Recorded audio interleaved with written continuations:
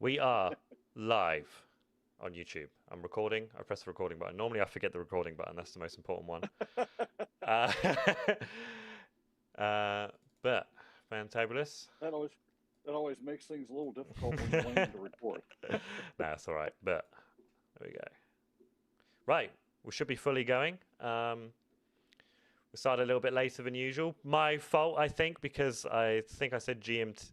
I don't know if there's a difference between GMT and UTC because it's usually UTC -1 or something. I don't know. But that is because our guest is over in America currently, where it is. What time is it over there? It is right now. It is actually about 20 till 3 o'clock in the afternoon. That's So crazy. I find it kind of fascinating that you called back in time to Yeah. talk to me. Yeah, it is fabulous how it all works. But we are here and we are going.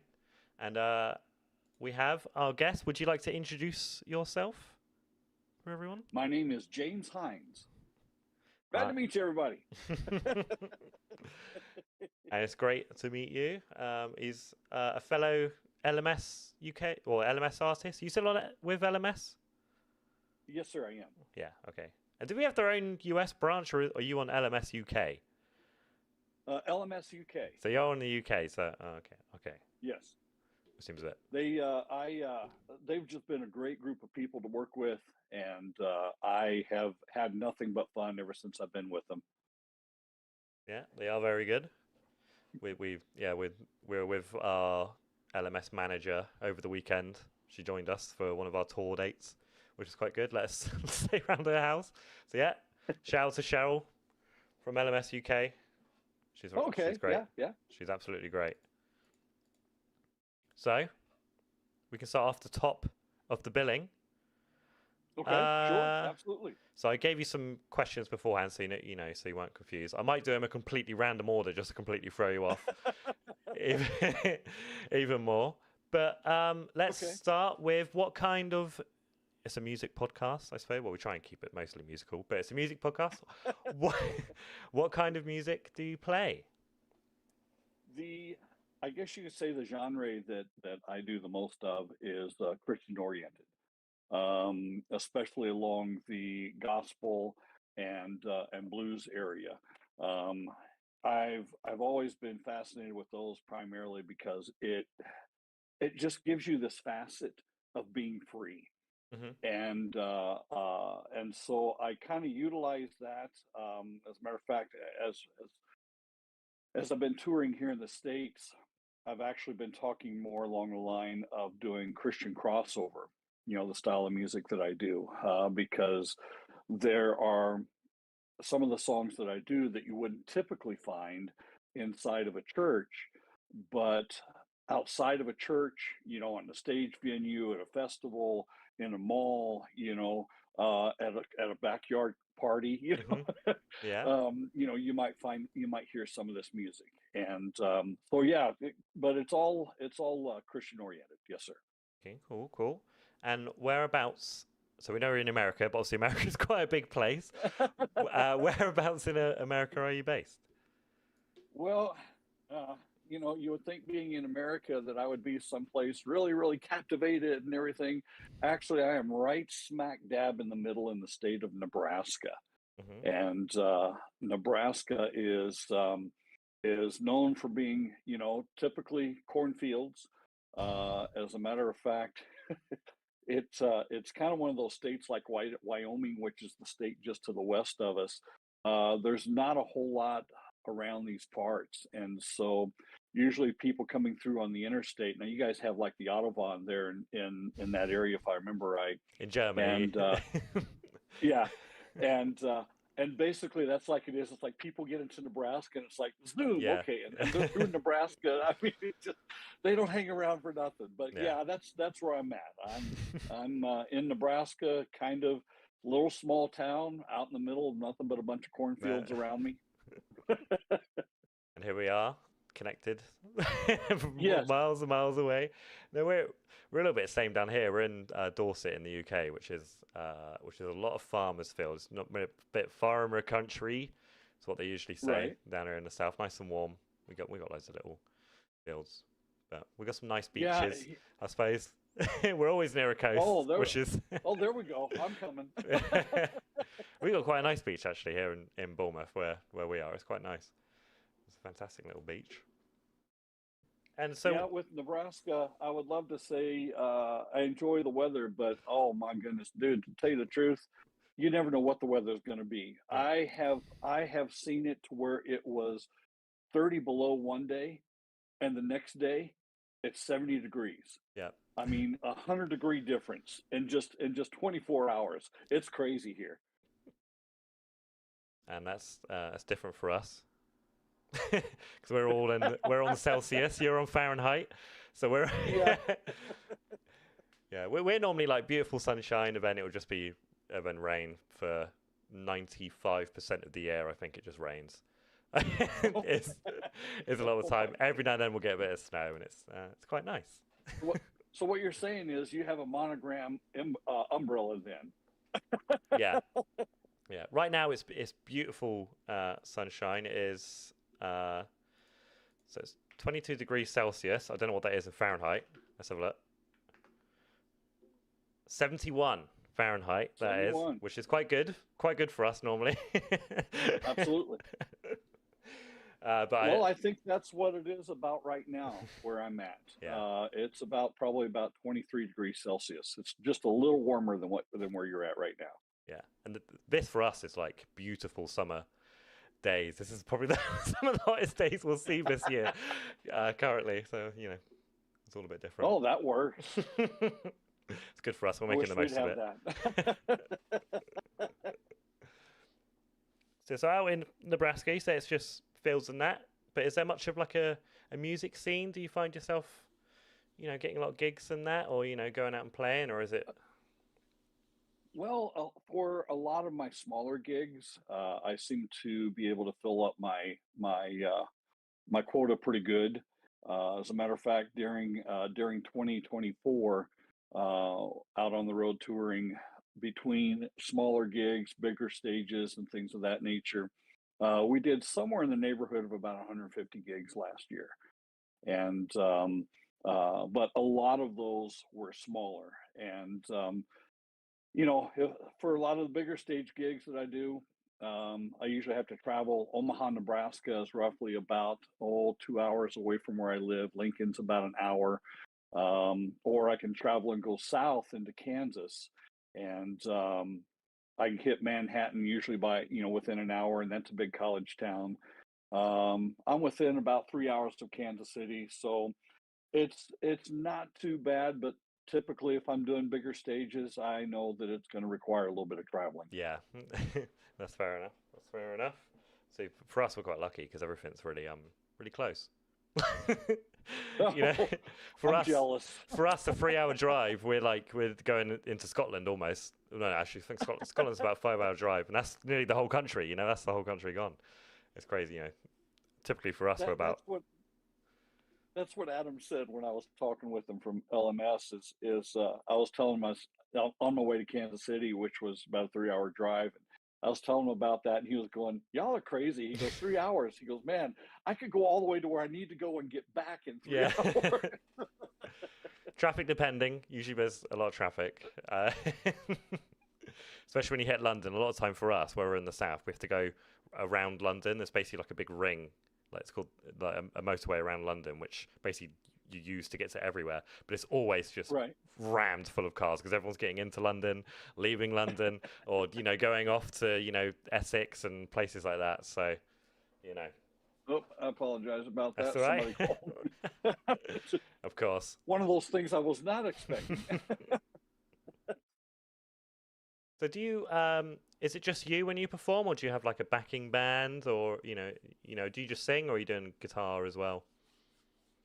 It depends a lot on the venue. A really good friend of mine by the name of Todd East, he lives down in Oklahoma, and used to be the front man for a group called Primetime Funk. And so if I'm doing bigger gigs where I happen to need a band, I can call him up, and he can usually get me hooked up with a group and singers and things of that nature. Other than that, the majority of the time, what we do is step in the studio, record the music, And then depending on the venue, depending on how large, for some music I may hop on the guitar and play. For other music I may hop on the keyboard.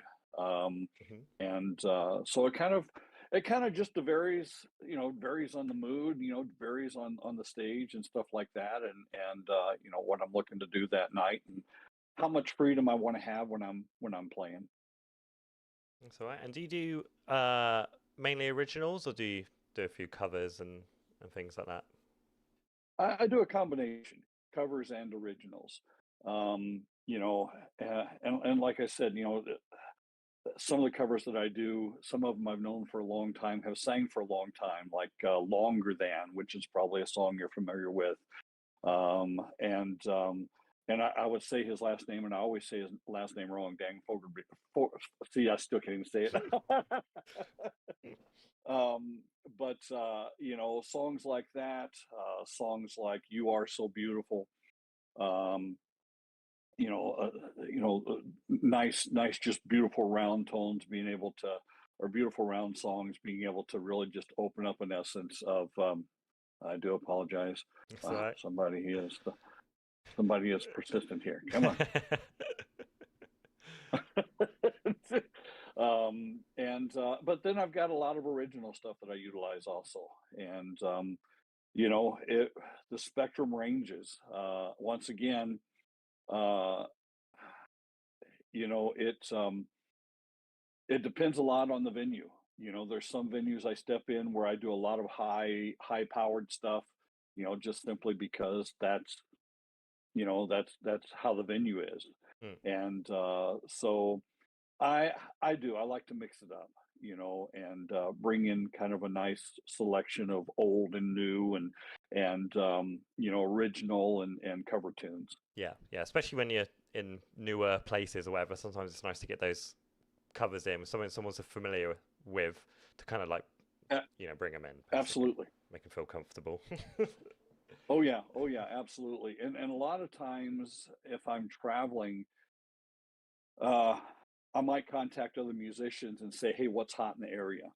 Yeah. And try to get just a bead on what's really gravitating in that area, and try to bring that into the mix of what I'm doing. Yeah, exactly. And do you find yourself preferring doing the originals more, or do you prefer doing the covers? I would say it's probably half and half. I mean, don't get me wrong. I love doing my original music, Mm. um, but there's some songs that just have such a beautiful message to it. For example, like here in America, we're coming up on Memorial Day, and then just about a month and a half after that, we celebrate Independence Day.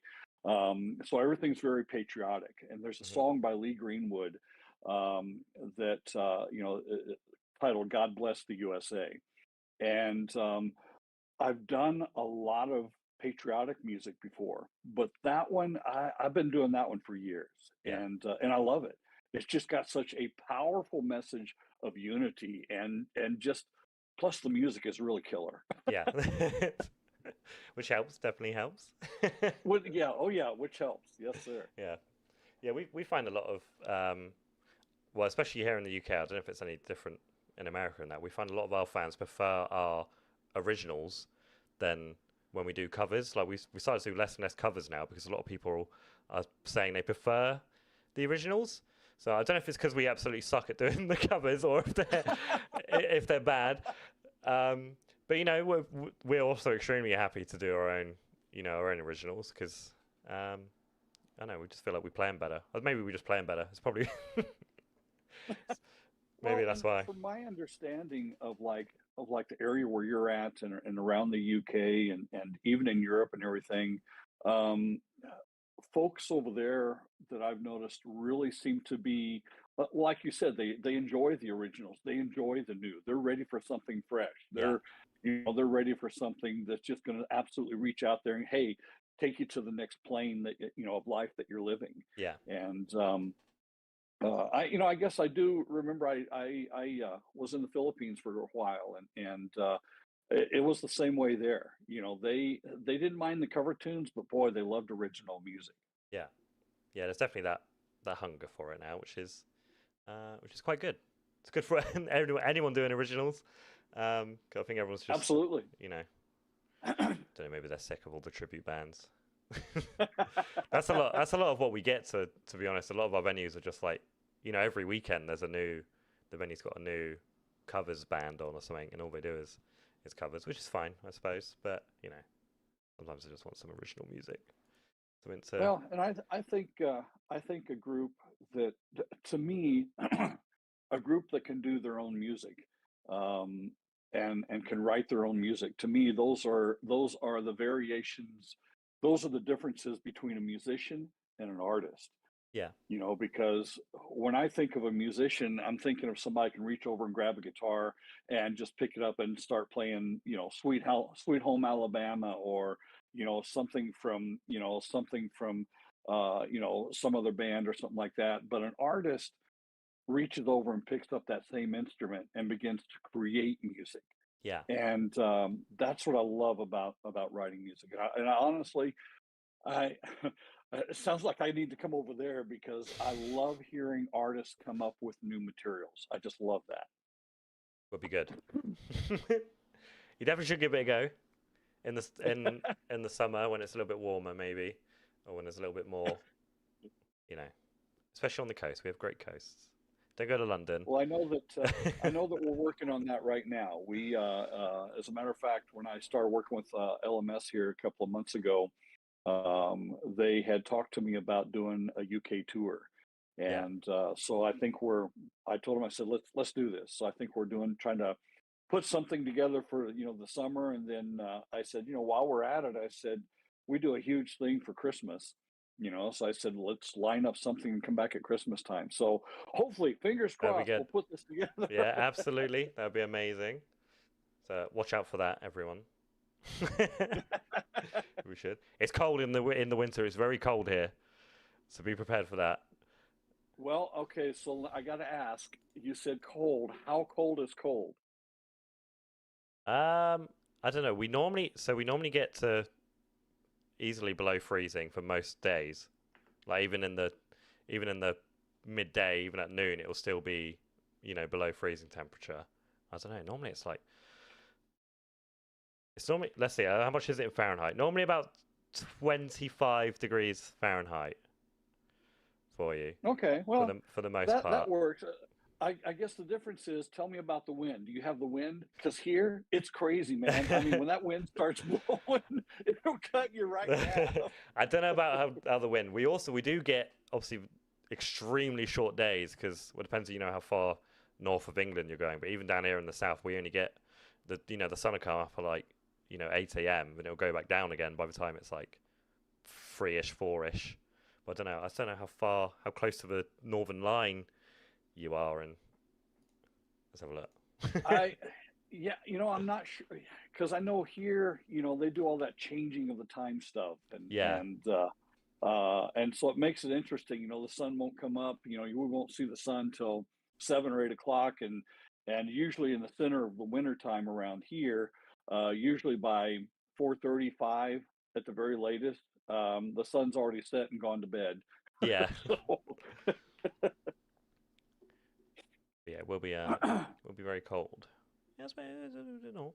I just look up where Nebraska was. I don't know where any of the states are in the US at all. I think I know where Florida is, and that's about it.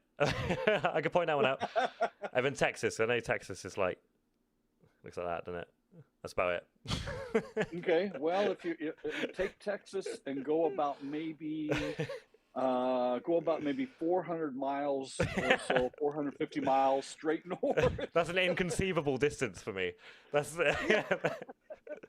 very far. If we did that, we'd be in the ocean. Yeah. I was gonna say, how many times around the UK can you tour at that? Probably a few, because today not today. Last week, over the weekend, we were in Wales, which for us is about 180 miles, which is quite far for us. That's really far away for us. And then after that, we then had to go to Essex, so you got Wales on the west. We went to the complete east side of the UK. So we went from the west all the way over to the east, literally like almost coast to coast, and that was about 200 miles, I think, if that. If that, and that is, coast but to coast, 200 yeah, miles. coast to coast, yeah, and that, you know, obviously it's all winding roads. So I think if it was a straight cut, it would have been, you know, wouldn't really have been that far, but because we're all winding. That's crazy. Oh, this is really going to blow your mind. For me to go to Kansas City, Kansas City is 180 miles away. Yeah. And that's just basically a little snippet of space about that much on the map. That's good. That's half the country for us easily. Yeah. That's not so that right there would be crazy for me to be used to having to travel 180, 200 miles, and it's like, oh man, I'm in the ocean. Yeah. Yeah, it would be. It honestly would be, with many different counties and that, you know. Yeah, that's crazy.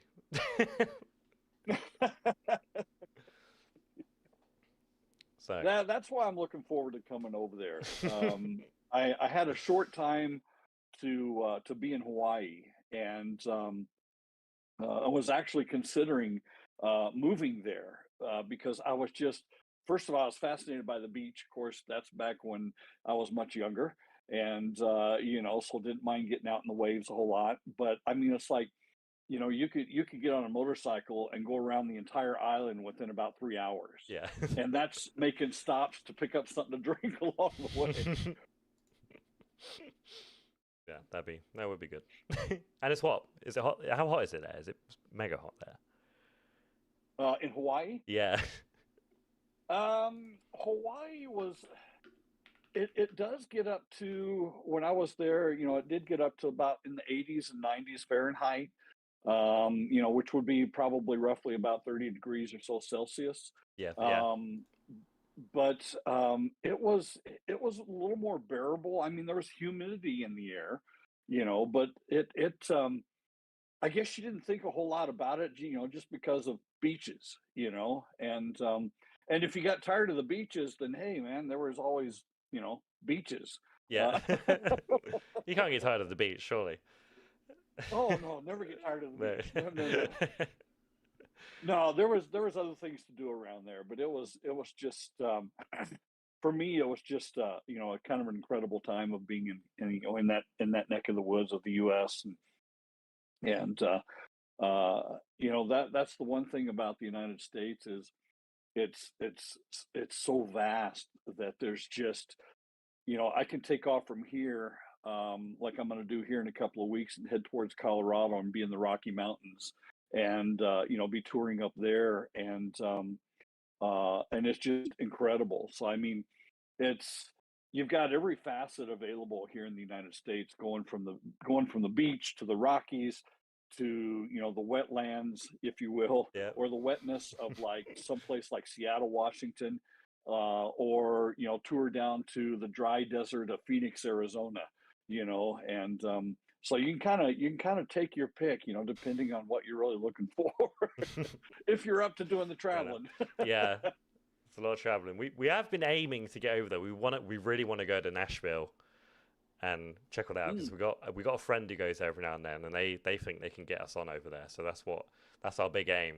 Basically, it's just to get into Nashville, play one show, hopefully, and then see how it goes. I tell you what. If you come to Nashville, you've got to definitely include me and let me know. I'll be there. Man. I'll come down and see you. Yeah, definitely. We definitely will. If that's ever on the cards, that's one of our big goals. We might just do it anyway. We might just do it anyway. Just pay the money or whatever. Just go on our own accord. Have and hope. Well, I tell you what, maybe off air here, we do a little bit of talking and find out what you guys like and I'll make some contacts, see what I can do to possibly help that out for you guys. That would be amazing. We want to do our big break in the US. Give it a go. Hey, there you go. Excellent. Right. I was going to ask you the question that you said you had the most trouble answering, I think. Uh-oh. I'm guessing it's the one, who or what has influenced you the most in doing a Oh, really? You musical. had to ask that question. I Oh, think it's time. you must be a mind reader or something. um, and I guess why that question is so challenging now is, as I've been in music for a little while now, um, it's not just about the influence, but it's about the heart. Mhm. And when I was younger, I was influenced by people, like Billy Joel. Loved what he did with music. Loved how he enveloped the creativity of it. To rock groups, like Striper or you take Styx, Foreigner, people like that.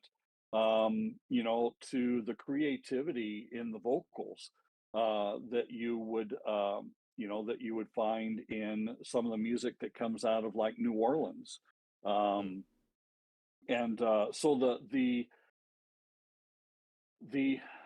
the people that I've looked to in my life, those are some of the individuals and that that I've looked at. Like I said, for me, performing is all about heart.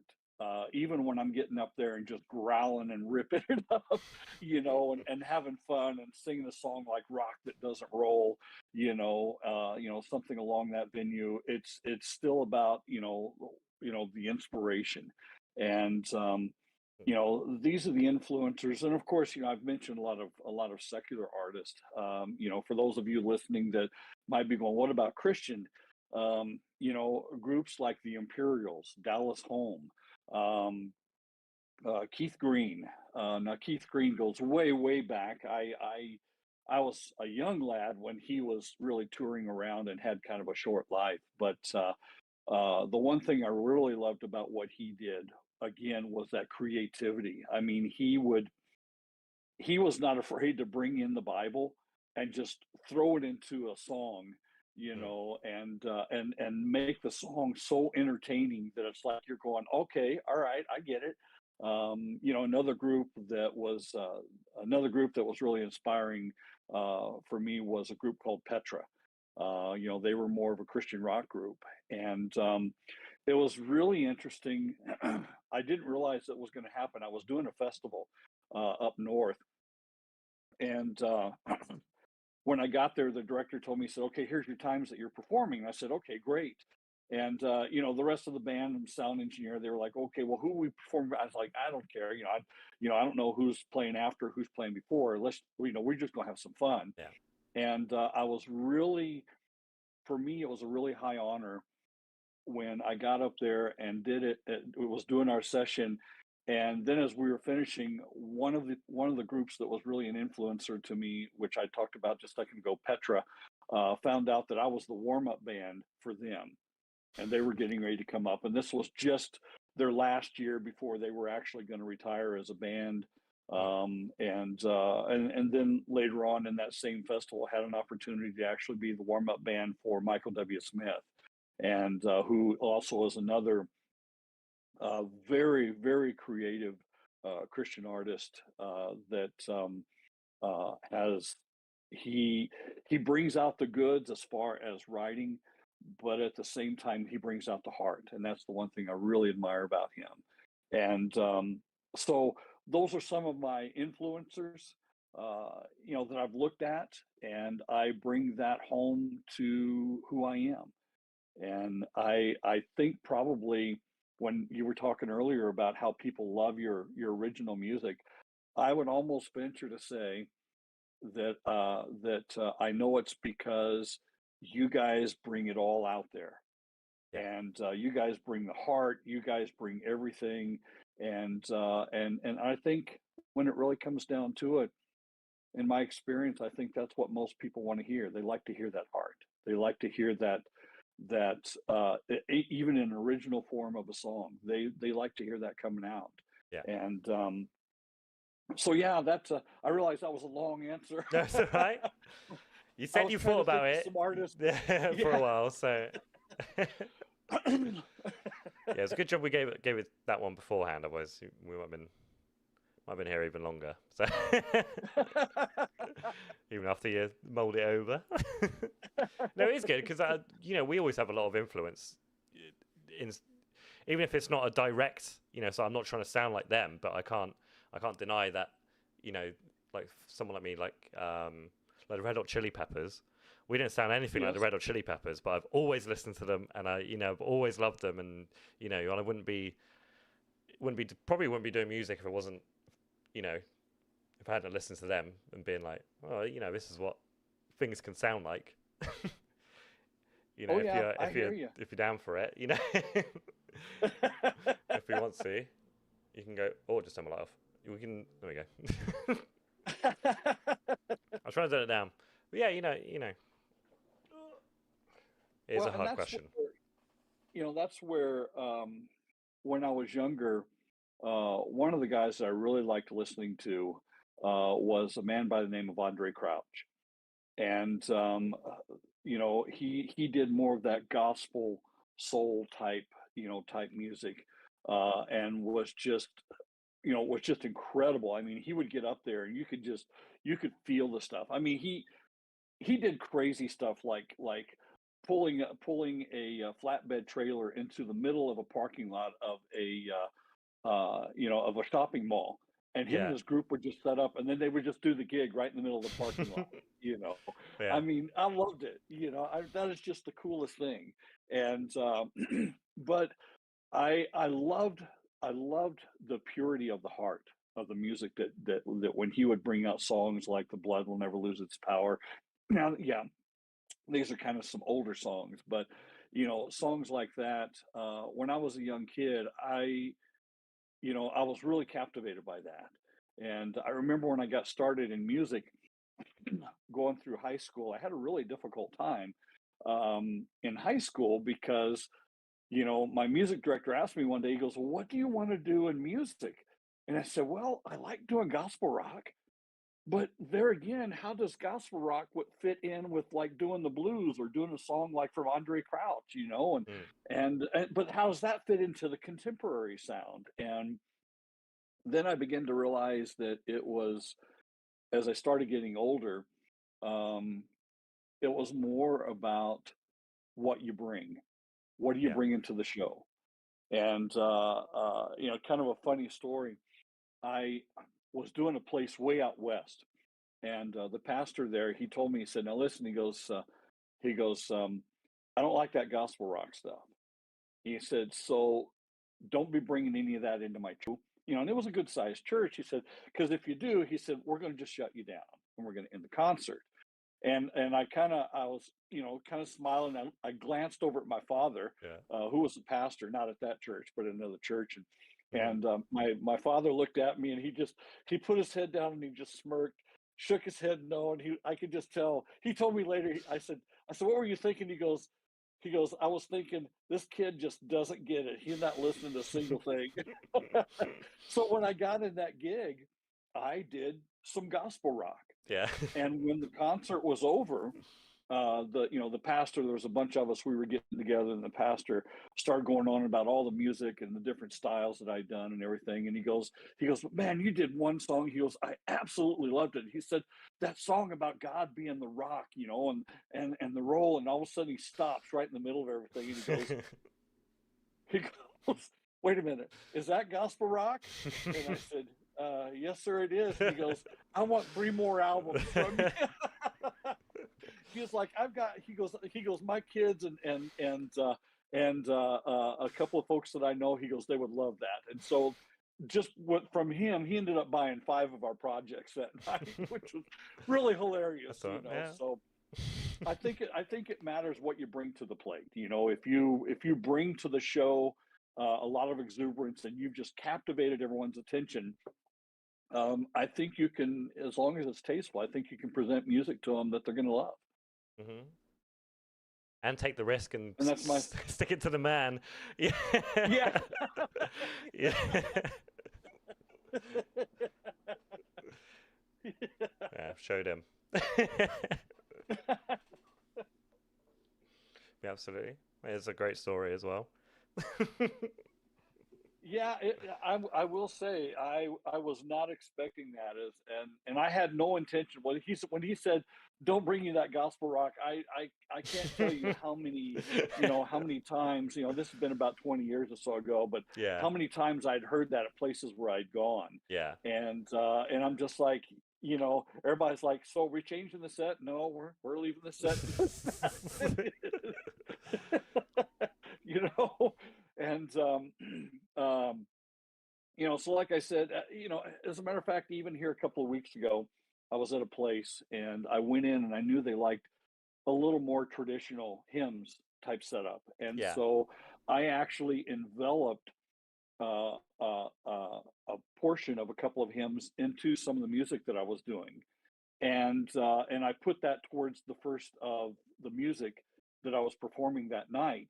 And those people, when I started doing all the original stuff that I had later on in the show, man, those folk, when I was done, they didn't talk about the traditional stuff. They were loving the original stuff. And so I think it really goes to play that if you captivate their attention, with something that's really pure, I think I think you're gonna keep them. They're gonna love it. yeah. Well, obviously, you've seen that for Yeah, yourself. we So yeah. I mean, We've been we've been lucky. Oh my God, I can't talk. We've been lucky enough. There we go. hey, You you're know, a to musician, see man. that. You have permission to make up new words. And twist them and use them in as many ways as possible. Oh yeah, yeah. My wife's always giving me stuff about that. She's like, you make up words. And I'm like, I have to remind you, I'm a musician. That is our prerogative. Yeah, absolutely. So it does kind of bring me around to one of the other questions I was going to ask is how would you describe your live performance? If you could. Um, very boring. The kind of thing that put you. No, I'm just kidding. um, a lot of high energy, and especially at the first of the show. I'm an individual that I like to make my way around, around the stage, which is why I would rather just grab a mic and go than to have an instrument strapped to me or Yeah. be behind the keyboard, because that kind of keeps me from doing that. But a lot of high energy, a lot of fun. I try to do what I can to get people to kind of get into what's happening, get into the gig, and then when it comes down to it, then there's portions towards the middle and everything that are a little more sincere.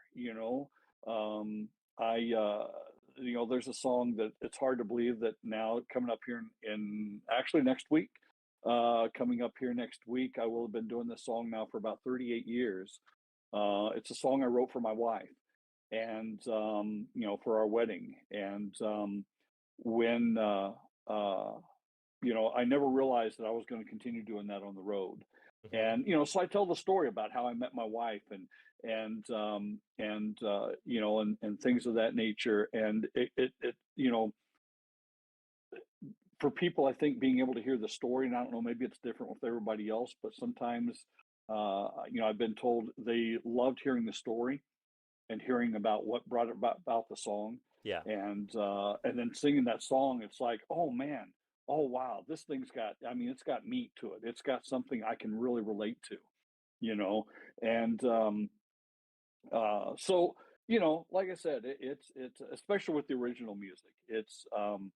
Uh, you know, uh, it's just a thing. And of course, when I get towards the end of a gig, I usually try to bring it back up, to end the Yeah. gig on a high note, and because I'd much rather have people, going away going pumped Yeah. and how much fun they've had and everything else, and then reminiscing later, and thinking about and going, man, that song about his wife or that song about his son or that one song that he wrote where they sang about when he was just at the lowliest portion of his life, where it was basically him and a little small island that's probably only about a mile long and a mile wide, and it's by himself. Yeah, I'm not literally, but I mean, Hmm.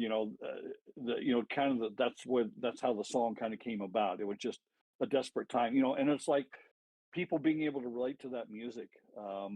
It really, really makes the show more fun. And of course, I'm sure you've probably experienced that too, where you've had Yeah. some shows where it's like, okay, guys, I guess we're just going to run through the repertoire today because nobody's into this, No. But normally it's pretty high energy. It's a lot of fun. Yeah, I think a lot of advice we normally give to a lot of people is, even if the crowd aren't into it, just give the show like they are into it a lot of the time. And sometimes, a lot of the time, they do come around towards the end, which is Oh yeah. which is always nice. Even if there's 5 people there or 30 people there, but it is always saying that there'll always be someone who comes around to it a lot of the time, and they always come around afterwards and be like, "It was really cool." And sometimes just that one one guy or girl that you need, just to be like that. That was really cool, and you go like, it was worth it. Yeah, and it's funny that you say that one guy or one girl. It's like, you get some girl out there, and then all of a sudden, especially if you're doing like a blues type song or something, all of a sudden she's going, yeah, yeah, and all of a sudden it's like boom, just like that, she ignited the entire crowd. No, yeah, absolutely. Absolutely. And those are always fun gigs, because then from there, you just learn how to ride the wave after that, Yeah, it was all about riding the wave.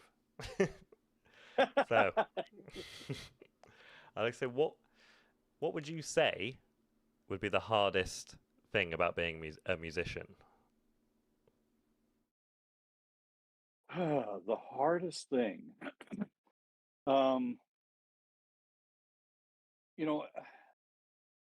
I can answer that for myself, because as I get more and more into the craft, I begin to realize that every musician's just a little bit different. One of the hardest things for me, in all honesty, is being away from my family. And I think that was one of the questions you even had on there about, what would you consider to be your greatest achievement? Yeah. My family is definitely my greatest achievement. I have a wife that coming up here next week, we'll celebrate our 38th anniversary. And she has supported me from the very get-go that we've been together. I have 3 children, 2 children here on earth, one waiting for me in heaven, and they've been the same way. They are very supportive. As a matter of fact, I went to one gig and I tossed my son my phone and I said, "Hey, do me a favor, catch a few clips of this." And he's going, "I got this," So that's probably the hardest thing is, my kids have gotten older now. They have their own lives, but we all still live fairly close together. Yeah. And, but, going on the road and being gone for a week at a time to tour, and being away from my wife, that's, I would say for me, that's probably the biggest challenge. That's probably the hardest thing. And I try to do things, even in one gig that was going really, really good. I even called my wife up right in the middle of the gig. I called her up and I called her FaceTime. Yeah. And I said, I knew she was going to be home from work and everything. And I said, "Here, I wanted to introduce you to the crowd." And I took the phone and showed her the crowd, and everybody started screaming and yelling. And so I do different things when I'm on the road to try to bring her into the mix, so that way we still kind of share it together. But yeah, that's probably for me. I think that's probably the most difficult thing about the music industry, is being away from the family, because they are my heart. Yeah. They're my soul, and all the other things, everybody, like most artists, most musicians, everybody hates doing back office stuff. Yeah. Yeah. That stuff, oh my goodness, that stuff right there just sucks. I don't care. I mean, it doesn't matter. And don't get me wrong, I love talking to various artists, and I love talking to different clients in different places where we're going, but it's still having to cross the T's and dot the I's. Yeah. Yeah, you cross the T's and dot the I's. I'm going to go play. Yeah. Yeah. It's not like the, the old times with the bands where it's just go and play, and then maybe do a magazine, a magazine interview or something, and then that was about it. That's all you needed, and everyone bought CDs. You don't have to make videos and put them on 4 different platforms all at once. Oh, I hear you. Hey, I'm with you on that, man. I hate that. I remember those days. I was supposed to enjoy that, and I hate that. Oh man, it's a different time nowadays, and I don't know. How do you guys deal with that? I mean, now you've got all these things where you've got to do all these videos, you've got to do all the social media. I mean, I'd love to, and of course, this may be an offline thing, but I'd love to hear how you guys, work that into your schedules. We don't. That's normally we do that stuff when we're also at work. Don't tell anyone.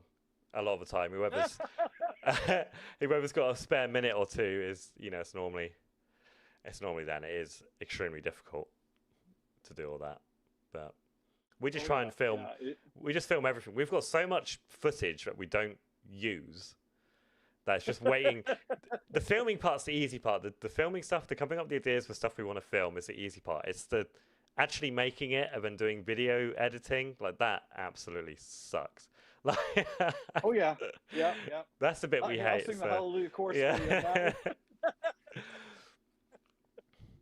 So yeah, we would pay someone to do all that for us, but also that's just more money we're draining from the band pot, which we don't want to, because we want to make T-shirts and make CDs and record songs, which is what we're supposed to be doing.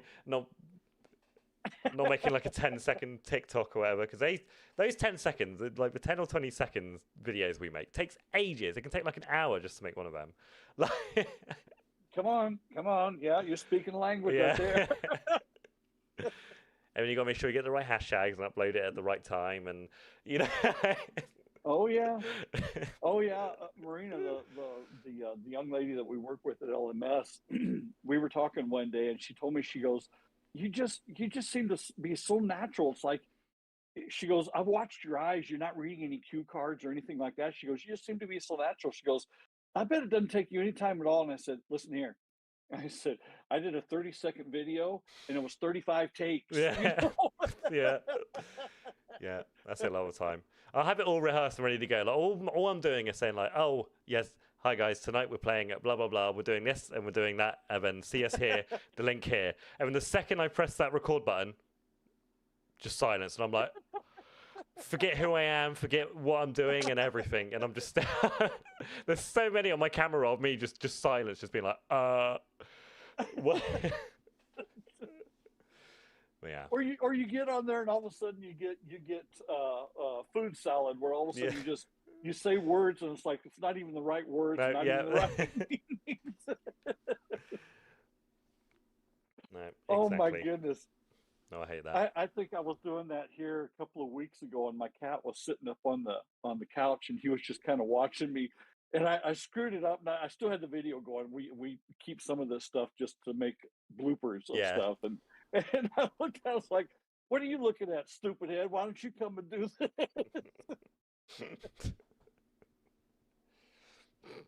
I could hear my cat going, "No, that's okay, because that looks like something that you are completely out of your mind." They're so judgmental, cats, as well. You can see it in their face. Oh yeah. My cat's perfect. I'll leave bed in the morning, and the second I leave bed, open my door. He's normally outside my door. He comes straight in my bed and then falls asleep exactly where I'm laying, as in to be like, yeah, thanks for keeping that bit warm for me. And then he falls asleep, and then I go to work and I come back and he's still in the same spot asleep. And I'm like, Oh, that's hilarious. Yeah, I guess that does make sense. Here in the studio, one of our cats will come down, and if I'm doing, working on some music or whatever, he comes down and I won't even know it, and he'll just lay right behind me. And I don't know how many times I went to take a step backward. It's like, oh, there's a cat there. Yeah, they do that as well. And it doesn't make it any easier because he's a black cat, you know, and real stealthy, you know, and kind of just creeps in on you. And Yeah, he's like, "Come on, dude, seriously, yeah. I'm laying here," you know. Just sat right behind you, of course. Oh yeah. Okay, so we've talked a lot about music. Is there anything you do outside of music? Any other hobbies or things you do? Uh, well, like I said, you know, very family oriented. So a lot of time, in all honesty, when I'm not in the studio or when I'm not doing something with music, I am you know, very active with my family. And you know, that's just a big thing for me. Um, I when I was younger, I used to play a lot of disc golf, you know, with frisbees, and I don't know. Do they have that in the UK? To be honest, I don't know. I'm gonna assume they do. I've never seen it anywhere, and I've never done it, but they must do somewhere. Oh yeah, we. I used to do that. I used to play that a lot when I was younger. Well, my son's gotten into it. He's gotten really, really good now. When we go out and play, I can remember at times when I used to kick his butt or stay with him, and now it's just not even a contest. He just leaves me biting dust. You know, he goes to warm up. He goes to warm up and he throws this disc, and I'm like, "Okay, dude, you threw that in the next county. Do we need to get the car to go get that disc back?" You know, I mean, he's just that good at it. So um, I do a lot of stuff with family, in all honesty. You know, if the family's doing stuff, then a lot of times I'm here. You know, I'm in the Yeah. studio and you know, doing stuff. You know, doing stuff in the studio, working on music and having some fun. You know, I mean, I do go out and exercise a little bit. You know, but on the norm, you know, and of course I know there's probably not anybody else, any other musicians that have this, but I have those days where it's like, no, time to get some popcorn and a soda and call it a Netflix day. Yeah. Yeah. Absolutely. That's usually us when we get back from a tour or something. You know, when we've been away for a few days. It's like the second you get home, you're like, so lay in bed, sit on the sofa, whatever. Just eat one more day of eating crappy food, and then, and we'll just chill out and just let it all. And then back to normal. When you go back to work, and you're like, I don't want to go back to work. Yeah, I remember when we used to have a full crew. You know, it's interesting you say that because I can remember, and you guys probably have the same thing where it's like you get in the truck or you get in the van or whatever, you know, that you're traveling in at that last gig, and when everybody gets in, it's like, okay, everybody set, yep, here we go. And I mean, we're talking 30 seconds in the trip. There's not another word that's said the entire way. Everybody's just like zombied Yeah. out, you know, and you know, they're either putting the headphones on, listening to some music, or they're grabbing their phones and you know, looking at social media or whatever. And I mean, just nobody talks. No. Yeah. Yeah. We all like that. Normally, we just put some music on, or we'll put on a little podcast or something playing through. But you know, Yeah. and someone will say something, and it'll be like blah, blah, blah, blah, blah, for about 5 minutes. And then it's, I need a wee. Can we stop for a wee? And that's about it. That's like all the conversation you get. Yep, there you go. There you go. Yep. Yep. I understand that conversation. But yeah, definitely. Oh yeah, most definitely. Luckily for us, it's only about half an hour drive normally, so it's not it's not too bad. Yeah, you know, I tell you what, I'm really envious of that. I can remember doing a gig and being 6 hours away from home, you know, after the last gig, and it's like, oh my goodness, it's, you know, who's gonna drive, you know? Okay, Yeah. rock paper scissors. That's true. But somehow I always lost. I think they were probably scheming against me, so I had to drive. You know? Luckily for us, it's our singer who does all the driving because it's his van, so he does the driving. But that means he doesn't really drink as much as all of us. All the rest of Okay. all the rest of us, all the rest of us. We're not be drinking on the way up. We're drinking there, then we're drinking on the way back. Still a lot of the time. So, and he's there. He has his one drink before he goes on stage, and that's about it. That's all we have. There you go. There you go. He probably waits until he gets home, and then when everybody else is chilling out, he's reached over grabbing the kegger, Yeah, I don't know. He doesn't. I don't think he drinks much at home. He normally doesn't have alcohol or anything in his house, which is crazy to me. Crazy to me.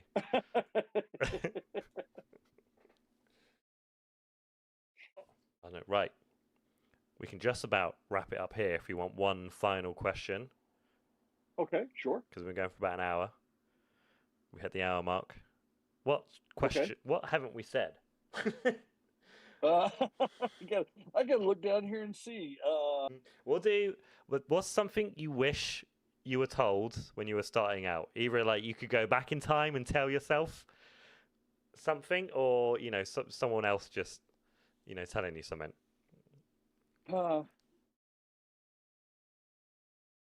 Don't get serious. I would say that was probably if I could see my younger self today, I think I would probably say, don't get serious. Music is not about perfection. Music is about what you bring from the heart. And so I think that's probably what I would tell my young self, because I can remember, oh my goodness, I can remember playing in bands where, I'd walk off the stage at the end of the night and I'd be like, dude, man, I told you, come in on that solo on 3, not on 15, Yeah. Or make sure that don't step on the beat, make sure you just slam it, and then as I got older, and I think this is where I became really attracted to the blues and the souls, is just learning to flow with the gig. Every gig's going to have a different flow. Every gig's going to have a different heartbeat to it. And learn to flow with that. And if you do, through the good music, even through the music where you hit a bad note, you're still going to have fun. Yeah, no, exactly. That's what we try and strive for. I was going to say too. I noticed. I looked down there at the questions that you had. You said you had something on there. The last question was any exciting new stuff coming up. Yeah, that's the real final question. That one. That's the real final one. Yeah, okay. That's the final one, and then that one.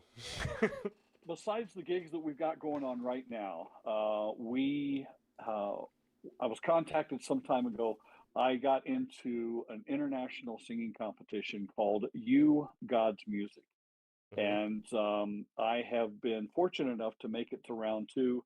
And a friend of mine that I communicate with periodically, he was actually in this competition last year, and we were talking about it. I was telling him about, round 2 coming up. We've got that coming up. As a matter of fact, you could actually go to ugodsmusic.org. And if you wanted to vote for me, yay, please, thank you, support it, appreciate it. Mm-hmm. And we're getting ready to enter into round 2, and that'll be for a couple of weeks. And then hopefully, if we make the top 25, then we'll go on to the semifinals and battle it out for the finals. Be fantastic. Well, I'll vote for you right now. Well, actually, when the stream's over. Yeah. Well, the voting comes up on the 16th of May at 9 p.m. Central. Okay. Which for you guys, I think would probably be 3 a.m. Yeah. Well, wait, hang on. We might be on tour then, so I'll probably still be awake if we're at a gig. Oh no, I won't be. Well, the voting does go on. As a matter of fact, the voting stops on June the 2nd. Is when the voting stops at 9 p.m. Central Standard. If you send me a message on Discord, I'll share it out and everything. I'll try to. Okay, thank you. I appreciate that. We can do a little story as well on everything, of course, because it's all about doing the stories on Instagram and and that. I appreciate that, and I really appreciate having the opportunity to come and kind of sit down with you, and I've really enjoyed this. I have as well. It's been amazing. Been great. That's been good. And if I get the chance to come to the UK, we have got to hook up. Yeah, absolutely. Absolutely, yeah. We'd have to get something going, because, yeah, that would be good. That would be good. Oh We'll yeah. have to plan Oh for yeah, it. definitely. Right. I'm going to end it there. If we stay on, we'll have a little chat afterwards, offline, in Okay. the secret about things, about working some things out, perhaps. Um, so, everyone, thanks for watching. I forgot what my normal outro is.